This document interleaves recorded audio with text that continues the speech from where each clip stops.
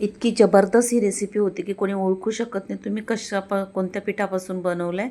तर वेळ न घालवता रेसिपीला सुरुवात करूया. इथे स्वागत आहे तुमचं माझ्या मनीषाज रेसिपी यूट्यूब चॅनलवर. आज आपण नाश्त्यासाठी झटपट असा पदार्थ बनवणार आहोत. तर त्यासाठी आधी आपण साहित्य बघूया. इथे 1 वाटी मी ज्वारीचं पीठ घेतलेलं आहे, अर्धा वाटी बेसन आणि अर्धा वाटी रवा. ज्या वाटीने आपण ज्वारीचं पीठ घेतलं आहे त्याच वाटीचं माप मी घेतलेला आहे. भरपूर अशी कोथिंबीर घेतलेली आहे धुवून. तसंच त्याच्यामध्ये टाकण्यासाठी इथे 1 चमचा लाल तिखट आहे, पाव चमचा हळद, अर्धा चमचा जिरेपूड, 1 चमचा धनेपूड, थोडासा अर्धा चमचा इतका ओवा आहे भाजलेला आणि बडीशेप आहे 1 चमचा भाजलेली आणि चवीपुरतं मीठ, थोडासा हिंग लागणार आहे पण तो आपण नंतर टाकणार. तर इथे मी एक वाडगा घेतला आहे, त्याच्यामध्ये हे सगळं आधी आपण टाकून घेऊया. बेसन आणि रवा. आणि हा पदार्थ बनवायला जास्त वेळ नाही लागत, अवघ्या 10 मिनिटात झटपट असा बनून होतोय. तर हे टाकून आपण साईडला ठेवू आणि कोथिंबीर कट करून घेऊ.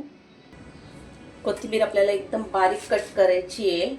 आतापर्यंत आपण कोथिंबीरची भजी वगैरे तर खातोच, पण हा पदार्थ एकदम झटपट होतो आणि खूप टेस्टी लागतो.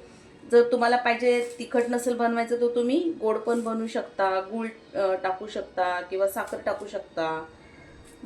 इथे मी कोथिंबीर पण कट करून घेतली आहे, ती पण ह्या बॅटरमध्ये टाकून घेते.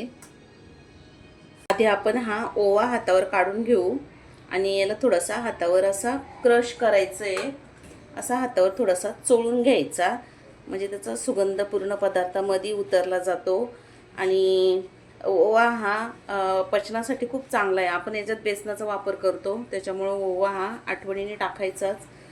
राजीनाही तसंच आपल्याला हातावर थोडंसं असं क्रश करून टाकायचं आहे किंवा तुम्ही खलबत्त्याने पण टेचून टाकू शकता.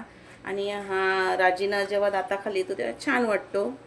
लगेच आपण हे सगळे घेतलेले मसाले टाकून घेऊ. 1 चिमटी इतकं हिंग. आधी आपण ही कोथिंबीर धुवून घेतलेली आहे त्याच्यामुळे ती ओलसर आहे, तर ते हे सगळं आधी मिक्स करून घ्यायचं. लगेच पाणी टाकायचं नाही आहे, नाहीतर आपल्याला पाण्याचा अंदाज येणार नाही आहे. असं सगळं व्यवस्थित मिक्स करून झालं की मग आपण याच्यात थोडं थोडं पाणी टाकणार आहोत. इथे मी 1 ग्लास पूर्ण पाणी घेतलेलं आहे, पण तितकं पाणी काही लागणार नाही आहे. आपल्याला मेजरमेंट समजेल किती पाणी लागतो ते.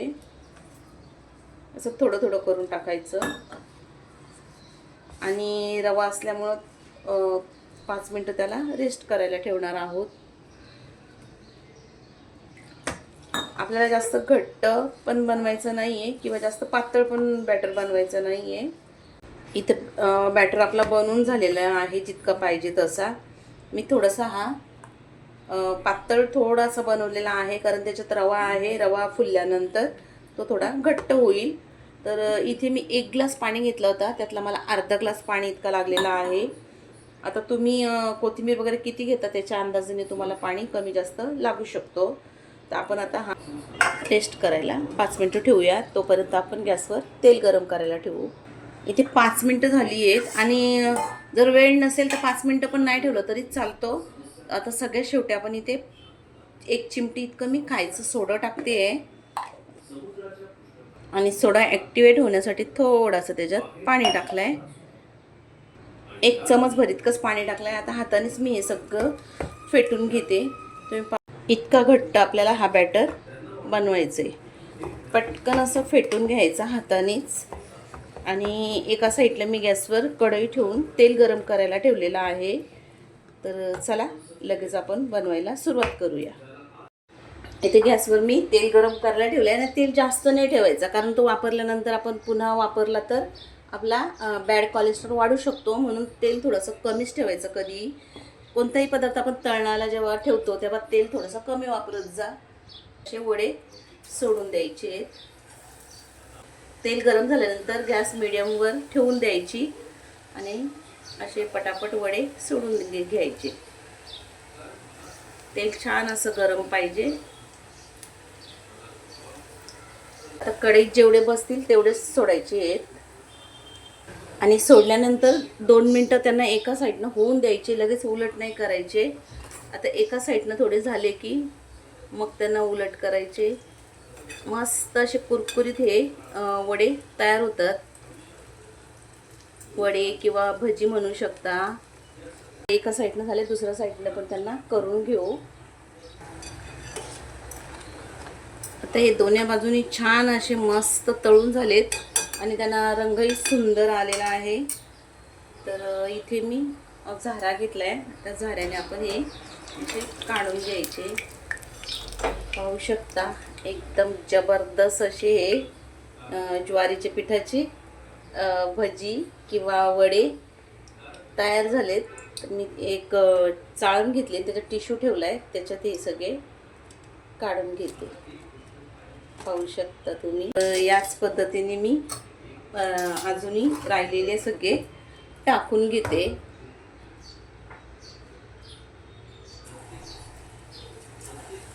तुम्ही सकाळच्या किंवा संध्याकाळच्या नाश्त्यासाठीही बनवू शकता. एका साईडनं झाल्याशिवाय उलट करायचे नाही. आणि एक साईडनं झाला कशी छान अशी त्याला जाळी पडते, तुम्ही पाहू शकता. अशी उलट करून घ्यायचे आणि ते आतपर्यंत मस्त असे शिजले जातात. आणि एकदा खाल्ले तर खाणारही चव विसरणार नाही, इतके जबरदस्त होतात. इथे दुसरा बॅच पण तळून झालाय, तो पण मी या जी चाळून ठेवायला घेतले त्याच्यामध्ये काढून घेते.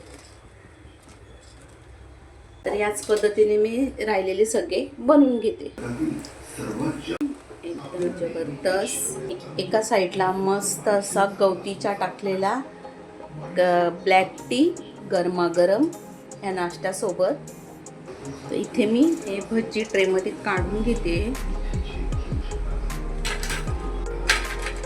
आवाज ऐकू शकता तुम्ही, किती क्रिस्पी असे कुरकुरीत हे झालेले आहेत. आणि त्यांना छान अशी जाळी पण पडलेली पाहू शकता तुम्ही. तर एक मी तुम्हाला हाच तोडूनही दाखवते. खूप गरम पण आहे. आतपर्यंत किती मस्त असे ते शिजलेले आहेत आणि त्यांना आतपर्यंत अशी जाळी पडलेली पाहू शकता. आणि खूप असे क्रिस्पी कुरकुरीत आहेत. मी तुम्हाला एक आवाज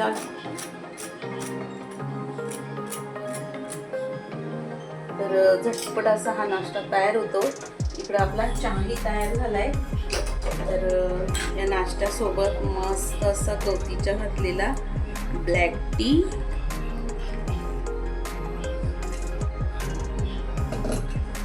तयार आहे आपला गरमागरम ज्वारीच्या पिठाचे गरमागरम भजी आणि गवतीचा टाकलेला काळा चहा, त्याच्यात लिंबू पिळून. तर आजची रेसिपी कशी वाटली कमेंट करून मला नक्की सांगा. आवडल्या असेल तर माझ्या चॅनलला सबस्क्राईब करा, बाजूला असलेला बेलचं बटन दाबा.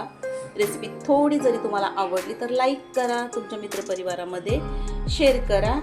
तर चला पुन्हा भेटूया अशाच एखाद्या जबरदस्त आणि मस्त रेसिपीसोबत. तोपर्यंत मस्त खा आणि मस्त रहा. आणि रेसिपी तुम्ही शेवटपर्यंत बघितल्याबद्दल तुमचं मनापासून खूप खूप धन्यवाद. तर चला आम्ही एन्जॉय करतो नाश्ता.